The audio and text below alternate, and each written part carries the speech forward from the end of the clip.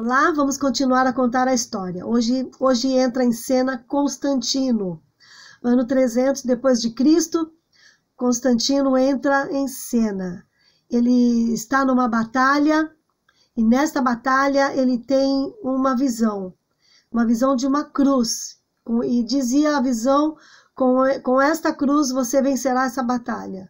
E ele venceu aquela batalha, a batalha na Ponte Milvia contra o Magêncio. Ele venceu aquela batalha. E daí para frente, ele começou a usar o símbolo da cruz. E no ano 313, então, ele lança o Edito de Milão, onde o cristianismo é reconhecido como religião. E aí cessaram as perseguições. Aquelas perseguições a nível de império, de matar, de jogar na arena, acabou. Agora, o cristianismo se tornou uma religião bem vista pelo seu próprio imperador. Dizem que a esposa do imperador era cristã. Ninguém tem certeza disso, mas, no mínimo, ela era uma simpatizante do cristianismo.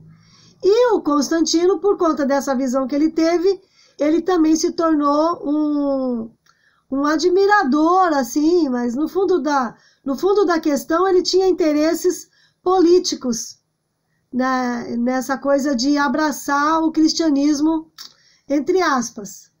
Somente em 317, Constantino começou a usar os signos cristãos no exército.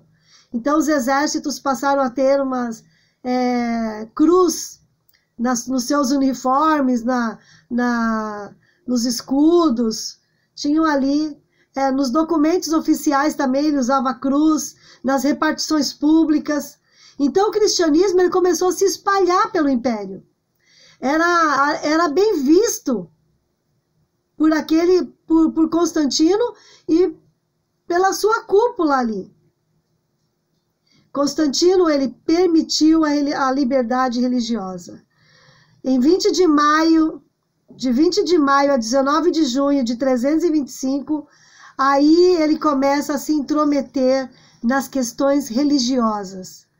Porque ele convoca um concílio, que é o Concílio de Nicéia, no ano 325 depois de Cristo, para que seja resolvida uma questão. Porque Ário, um presbítero, ele lançou um ensino dizendo que Jesus não é divino. Não reconhece que Jesus é Deus. E aí a igreja fica dividida.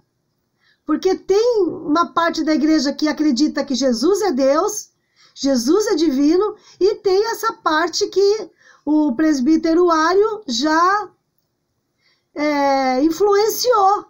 E eles não estão mais acreditando que Jesus é divino. E para resolver o impasse, o imperador convoca um concílio. Então aí as coisas já começam a tomar uma direção perigosa. Por que um imperador tem que resolver problemas da igreja, questões doutrinárias da igreja? Ele não tinha que convocar nenhum concílio, mas a liderança da igreja deveria ter feito isso. Mas ele faz isso, e nesse concílio de Nicéia fica decidido que Jesus é Deus. Há muitos problemas nessa fase da história que vai começar e vai desgringolar, vai bagunçar esse futuro cenário da igreja. Por quê? Porque nessa época a igreja começa a enriquecer. E o clero passa a ter privilégios. O dinheiro público, ele foi enriquecendo a igreja e os bispos. Os ministros eram pagos pelo Estado. O clero começou a receber muitos privilégios. Deveres cívicos não eram exigidos dos clérigos. Eles estavam isentos de pagar imposto de renda. Ministros da igreja, eles começaram a formar uma classe privilegiada no país. E sabe de uma coisa? Eles vão gostar disso.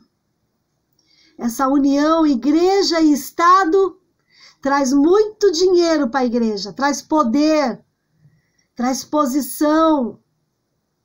Quem é do clero passa a ter um respeito, passa a ter dinheiro. E isso vai ser muito nocivo para a igreja. Próxima vez que a gente se encontrar, nós vamos continuar a falar sobre esse terceiro período, que é o período da igreja imperial. Me aguarde.